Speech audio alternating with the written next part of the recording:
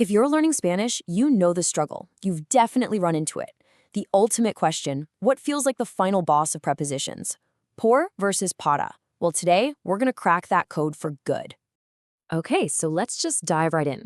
Both of these words, por and par, often get translated as for in English, and that's exactly why they're so maddeningly confusing. So if you've ever just stopped mid-sentence, totally frozen, wondering which one to use, trust me, you are not alone. It's a rite of passage for every single Spanish learner. And here's the absolute heart of the problem. You see, English gets by with one word, for, but Spanish uses two completely different words to express two fundamentally different ideas. They are not, and I mean not, interchangeable. So thinking of them both as just for is the very first mistake we all make. We need a much better way to think about them. And that better way is what this whole explainer is built on. It's a single, really powerful mental model. I call it the journey metaphor, and I promise you it's going to simplify everything. Here it is. This is the big aha moment. Just think of it like this. Para is always looking forward. It's about the destination, the purpose, the end goal of your journey.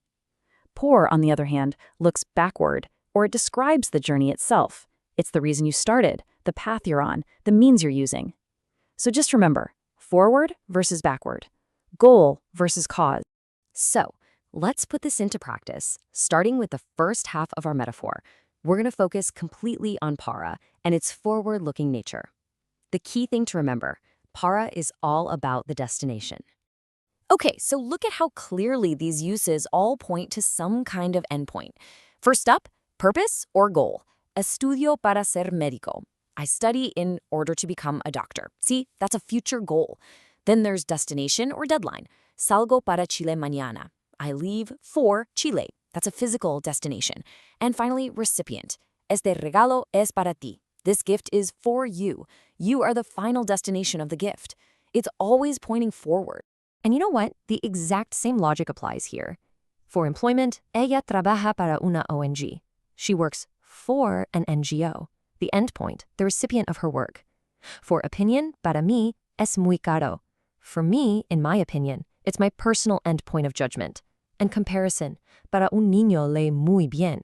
We're comparing him to the goal, to the standard of what we expect from a child. See the pattern? It always looks toward an endpoint. All right, now let's completely flip our perspective. Let's look at por. If para is the destination, then por is basically everything else. The path itself, the reason you even started the journey in the first place, and everything that happens along the way.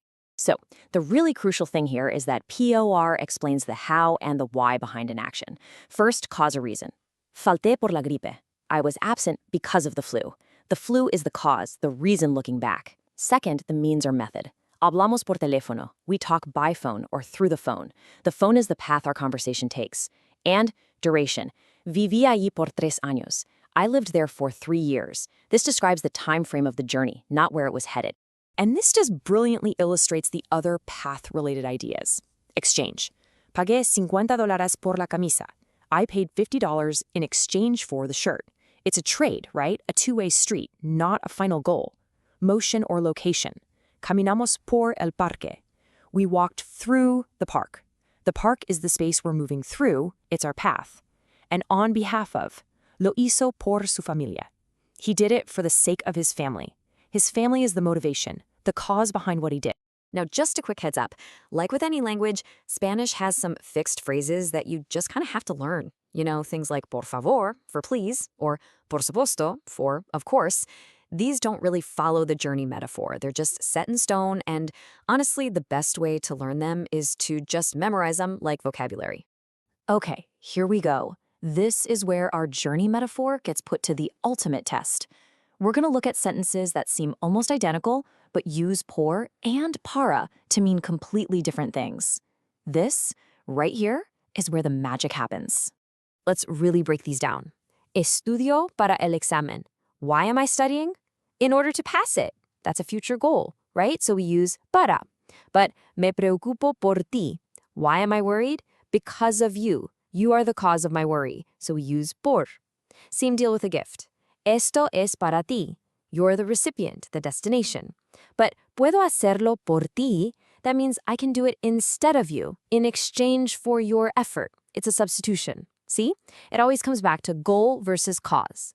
And this last set really truly solidifies it. Salir para Mexico. You are leaving for Mexico. It is your final destination. Para. But pasar por Mexico, that means you are passing through Mexico, maybe on your way to Guatemala. Mexico is just part of the path, not the end of the line. Por. The metaphor just holds up perfectly every single time. So, you've totally grasped the core concept. Now let's wrap this up by giving you a couple of practical tools to take with you so you can start applying this knowledge, like, right now. Acronyms can be a really great shortcut. For POR, think of the letters to remember, period of time, on behalf of, and reason. For PARA, well, there isn't a perfect one, but you can use the letters to jog your memory for some key uses. Purpose, a recipient, employment, and a deadline.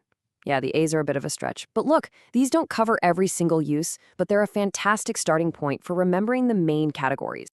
But if you remember only one thing from this entire explainer, please make it this. This is the golden rule. When you're stuck, just ask yourself this little test question. Is the meaning in order to do something? That's your goal. Use para.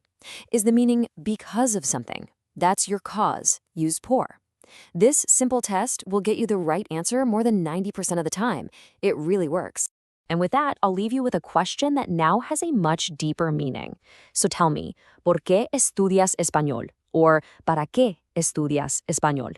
In other words, are you studying because of something that motivates you? That's PR. Or are you studying in order to achieve a future goal? That's PAR. Think about it. Thanks for tuning in.